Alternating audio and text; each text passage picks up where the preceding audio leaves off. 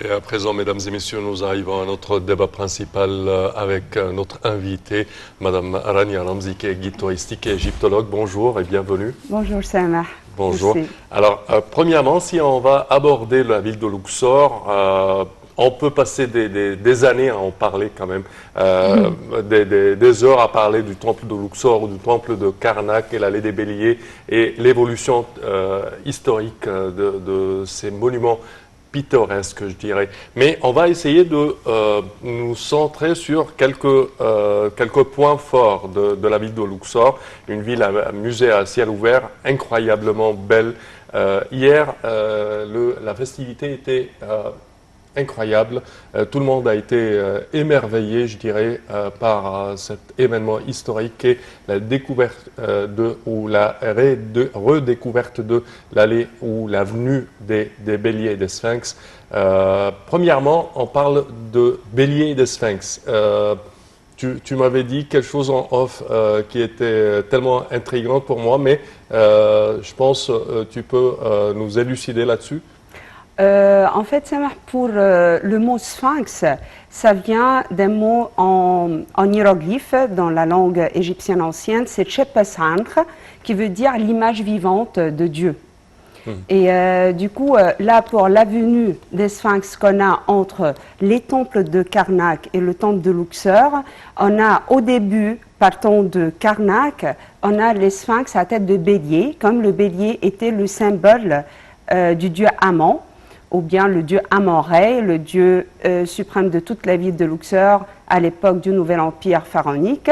Et puis ça se termine avec les sphinx à tête humaine. En fait, on a 1057 sphinx, on a 807 sphinx à tête humaine. C'est côté le temple de Luxor et ça date de l'époque du roi Nectanebo Ier, 30e dynastie. Et le reste, c'est 250 sphinx, 120 sphinx d'un côté, 130 de l'autre côté, à tête de bélier, partant de Karnak, ou bien côté Karnak. Et l'avenue des sphinx était aménagée à l'époque, en fait, là, ça date du XIVe siècle avant notre ère. Et ça continuait jusqu'à Nectanebo, c'est-à-dire jusqu'à 4e siècle de notre ère. C'était aménagé pour la procession de la fête d'Opet, la fête qu'on a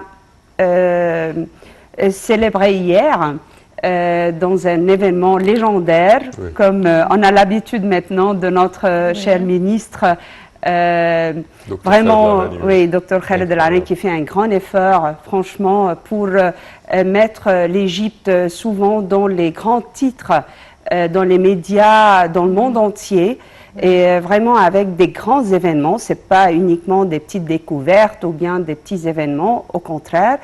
Et là, le fait aussi que le président assiste à chaque événement, ça donne beaucoup de valeur à ces événements dignes de notre patrimoine. Est-ce qu'on peut parler un peu plus sur cette fête qu'on a célébrée hier ? En fait, cette fête, ça se passait entre Karnak et Luxor, sur les 3 kilomètres. La barque divine du dieu Amon partait, portée par les prêtres, et le peuple égyptien assistait à cette fête qui durait entre 11 jours jusqu'à 27 jours. Ça dépendait de quelle époque on parle. Hier, on a vu 3 barques. Voilà, parce que là, c'était pour la triade sacrée. En Égypte ancienne, pour les divinités, on groupait les divinités en triades, ou bien en famille, père, mère et enfant. Et là, la triade ammonienne, c'est le dieu Amon, la déesse Mout, sa femme, et leur fils, le dieu Khonso. Et la première documentation trouvée de cette fête, c'était sur la chapelle rouge d'Hatchepsout à Karnak. Et là, ça durait, selon les textes, en jours. Et ça variait jusqu'à l'époque de Ramsès III. Là, on a trouvé sur les parois de son temple, c'était marqué 27 jours. Et ça se passait pendant le 2e mois de la crue du Nil. Et là, l'idée même passe à quoi? Que le dieu Amon partait de Karnak dans le sens du temple de Luxor, pour se marier et avoir l'héritier légitime du trône de l'Égypte, qui est le roi qui règne. Et puis, il prend la légitimité avec ce roi-là pour passer à Karnak. Et l'allée devrait être par cette avenue-là, la barque portée sur les épaules des prêtres. Et après le mariage qui avait lieu à l'intérieur du temple de Luxor, les prêtres rentraient avec le roi légitime de l'Égypte par le Nil. Et là, on est dans le bon sens du sud au nord. Oui, le bon sens du courant du Nil. Voilà. Et pourquoi? Pour dire que là, le Nil, ou bien l'eau, c'est la source de vie en Égypte, ainsi que la légitimité, parce que tout pharaon devrait souvent assurer l'eau en Égypte. Comme Là, l'a très bien dit hier le ministre. avec la scène de Sematawi, oui. voilà, il a bien souligné ce point-là, que l'eau était importante. Et c'est pourquoi la scène de Sematawi, comme il a bien expliqué, c'est la scène de l'unification de la double terre. C'est pourquoi on avait les deux symboles de la haute et la basse Égypte, le lotus et le papyrus. Et on a la représentation du dieu Hapi, c'était le dieu de la crue du Nil, représenté en double pour représenter chaque côté du pays. Et c'est le Nil, c'est Hapi qui fait l'unification, c'est-à-dire que là, l'Égypte est unifiée et on a de l'eau, comme il a bien expliqué. C'est bien parce que c'est ça, quand on n'a pas de stabilité dans n'importe quel pays, c'est-à-dire qu'il n'y a pas d'unification. Et le plus qu'on a, c'est l'eau en Égypte. Revenons à Luxor, comme Samah m'a demandé au début, c'est le ministre, il a réussi enfin de faire de Luxor le plus grand musée à ciel ouvert dans le monde entier. Vu les monuments qu'on a sur la rive ouest et sur la rive est, mais le fait qu'on a cette avenue maintenant bien préparée pour la visite des touristes sur 3 kilomètres, c'est-à-dire le visiteur du temple de Karnak peut facilement passer jusqu'au temple de Luxor à pied dans cette avenue de Sphinx. Bien sûr, c'est long. Mais et on doit dire que c'était un travail vraiment dur parce que Bien sûr. la plupart de cette allée était ensevelie sous des maisons, des églises, des Voilà. mosquées. Il y avait toute une vie sur la terre. Vous savez, Yara, la première découverte des premiers sphinx, c'était le 18 mars en 1949. C'était par un archéologue égyptien qui s'appelait Ronem. Et puis le travail était continué pour 70 ans. Franchement, on s'est concentré entre 2004 jusqu'à 2011 sur le travail de l'avenue de Sphinx pour faire de Luxor un musée à ciel ouvert à cette époque. Et puis le projet était arrêté à cause de la révolution de 2011. Puis en 2017, la fin de 2017, ils ont repris le travail et là voilà, ils ont pu achever la découverte de l'avenue même.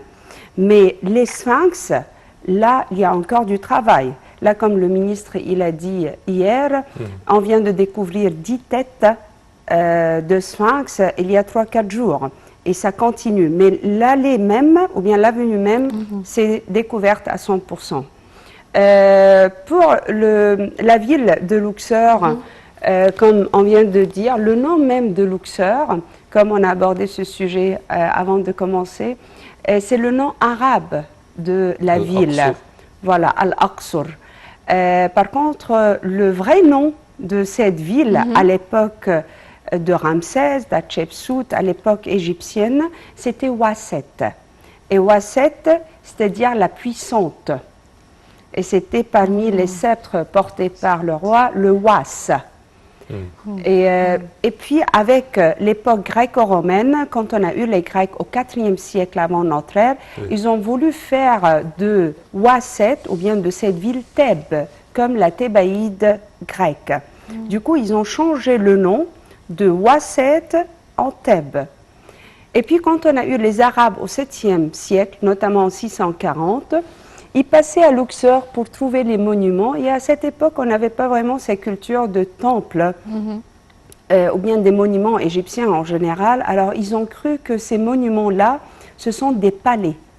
Et du coup, ils ont appelé cette ville la ville des palais, Madinat al-Qusur, d'où vient le mot al-Aqsur, ou bien Luxor. Alors, Luxor, c'est le nom arabe qui veut dire la ville des palais. Et tout simplement, les temples qu'on a à Luxor, on a deux types de monuments. On a ou bien la maison divine, qui est le temple, c'est le centre de culte de la religion égyptienne ancienne. Comme chez nous, on a la mosquée, l'église, la synagogue. Pareil, à l'époque, c'était le temple. Sur la rive est. La rive est et la rive ouest. La rive ouest, on a des temples, mais ce sont des temples funéraires, consacrés au culte du roi défunt. Parce qu'en Égypte ancienne, on croyait bien que les rois transformaient en Dieu ou bien en culte après la mort, et pas pendant leur vie. Et d'ici vient la différence d'Abou Simbel, et on peut aborder ce sujet à part plus tard. Ou bien des maisons éternelles. C'était quoi la maison éternelle? Le tombeau, la tombe. Pourquoi? Parce qu'on croyait bien dans la deuxième vie.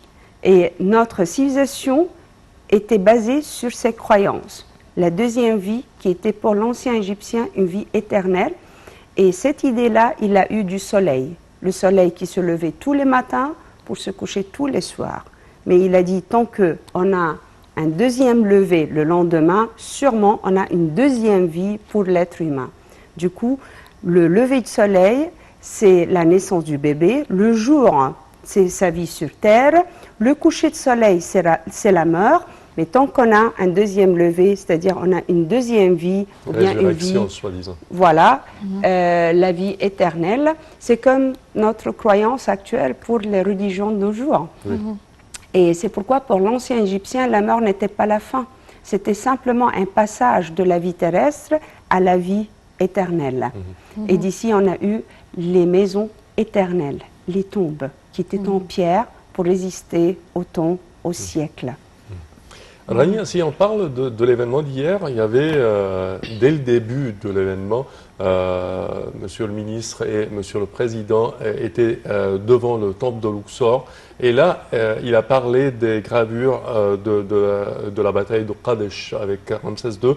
Et dès le départ, c'était trois statues érigées de Ramsès II. En fait, 6. À présent, ce sont 6 avec 3 6 d'origine, oui. 6 d'origine, mais depuis toujours, c'était les deux grandes statues colossales, Ramsès assis, et puis on avait 4. Mais depuis toujours, on a une seule statue debout qu'on voyait. Les 3 autres étaient par terre, jusqu'à l'époque de notre ministre actuel, le Dr Khaled El-Anani, qui a insisté à restaurer ces 3 statues. Et là maintenant, pour la première fois dans l'histoire de l'Égypte, on voit la façade complète. Devant le pylône, on a les 6 statues, les 2 colosses classiques et les 4 en très bon état. Et c'est un travail en très bon état de conservation, bien sûr. Là aussi, c'est un travail pharaonique de notre ministre et de notre ministère des Antiquités, que ce soit cette façade parfaite. Et là aussi, on a devant la façade, on a l'obélisque. À l'époque, c'était 2 obélisques. Je ne sais pas si vous connaissez leur histoire ou pas, mais à l'époque de Mohamed Ali, vous savez que c'était facile, la sortie des antiquités à l'étranger, on faisait beaucoup de cadeaux et on faisait beaucoup de pots de vin, des monuments. Il a fait beaucoup de choses, Mohamed Ali, pour l'Égypte, mais pour lui, si vous voulez, il ignorait complètement la valeur des monuments égyptiens et c'était facile de faire des petits cadeaux, des monuments. Et à cette les Italiens époque, connaissaient la valeur. tout le monde, en fait, le monde.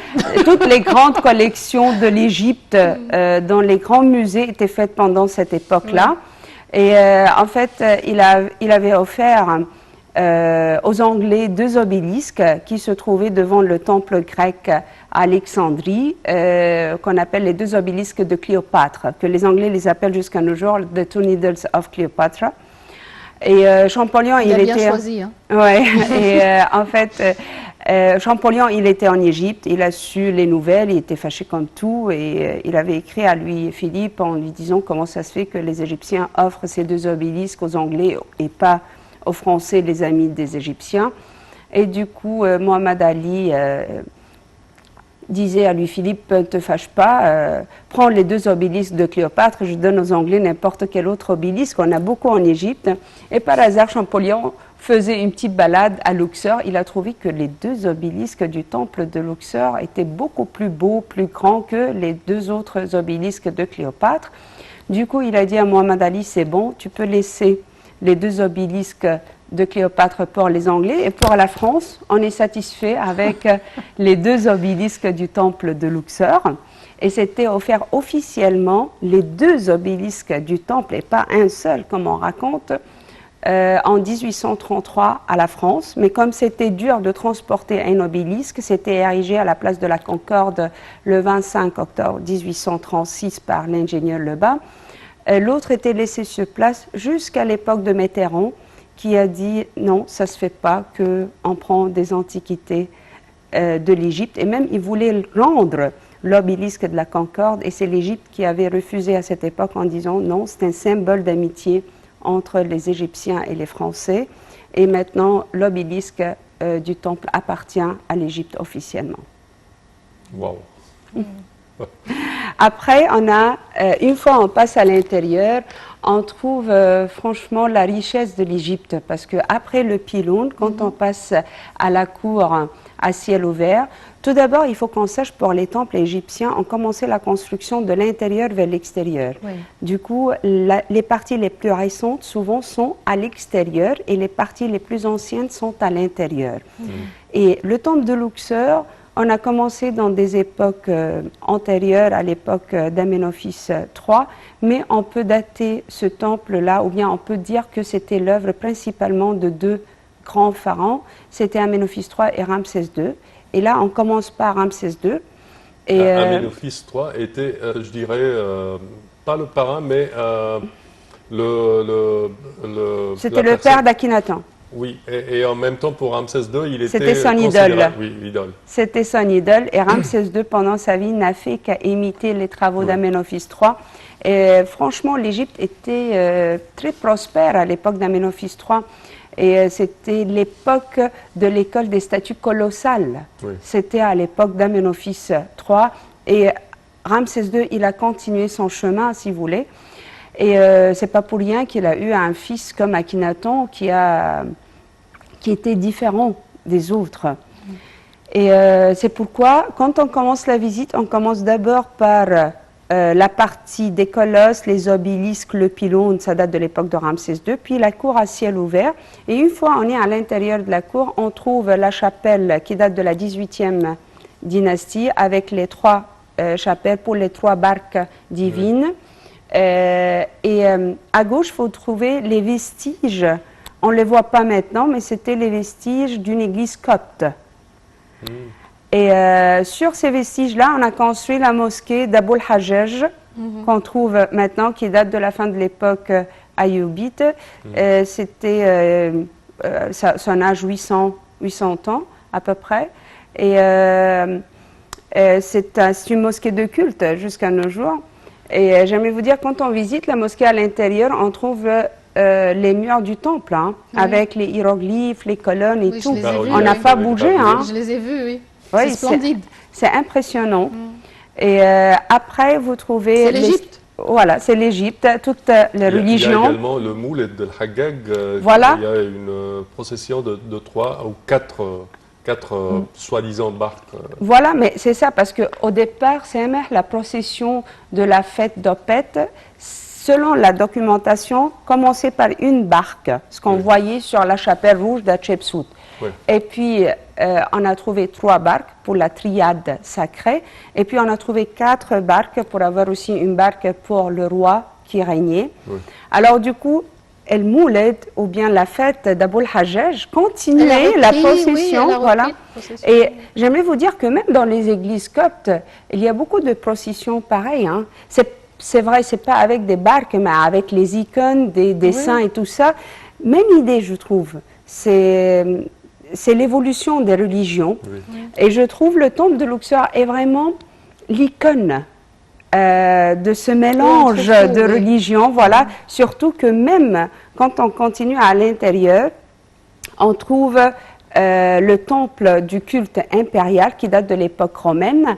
Et à l'intérieur, on trouve la chapelle faite à l'époque de la chapelle de la Barque divine et le Saint des Saints fait par Alexandre le Grand, ce qui marque qu'on a eu tout le monde là-dedans. Chacun a fait un petit travail. Je sais qu'il n'y a pas trop de temps, mais on ne peut pas aller à Luxor sans parler du Karnak, Al-Khawarnaq. Le complexe des temples. Si le temple de Luxor est un seul temple, Karnak, c'est l'ensemble des temples. C'est la cité des temples avec certainement le lac sacré. Hier, il y avait, le spectacle était incroyable. Oui, en fait, Samah, là aussi, je peux parler du lac sacré. Tant qu'on parle de Karnak, Karnak, c'était le lieu de la présence de Dieu Amon. Et on ne peut pas l'appeler le temple de Karnak, ce sont les temples de Karnak. On a le temple d'Amon, de Mou, de Khonso, de Monto. On a beaucoup de temples là-bas. Le lac sacré, là aussi, tant qu'on parle des religions, c'était pour... Il y avait un lac sacré, on devrait trouver un lac sacré un peu partout dans les temples. C'était pour la purification du clergé ou bien des prêtres avant d'officier à l'intérieur du temple. Parce que les prêtres habitaient à l'intérieur du mur d'enceinte du monument et pas à l'intérieur même du temple. Comme nos jours, on n'habite pas la mosquée ou bien l'église, mais à l'intérieur du mur d'enceinte. Et là, ils faisaient la purification avant d'officier dans le temple. Et moi, je le compare souvent avec l'ablution avant de faire la prière. C'est pareil. Dire, oui. Voilà. Vous savez, c'est comme, exactement, c'est comme le porteur de sandales du pharaon. Le porteur des sandales du pharaon, là, c'était un métier prestigieux à l'époque. Et souvent, je dis ça quand je parle aussi, quand on se déchausse avant d'entrer dans la mosquée. Là, ce n'est pas une tradition musulmane. Et là, je dis souvent, les chrétiens viennent dire, ça vient de chez nous, parce qu'à l'époque, on se déchaussait avant d'entrer dans les églises.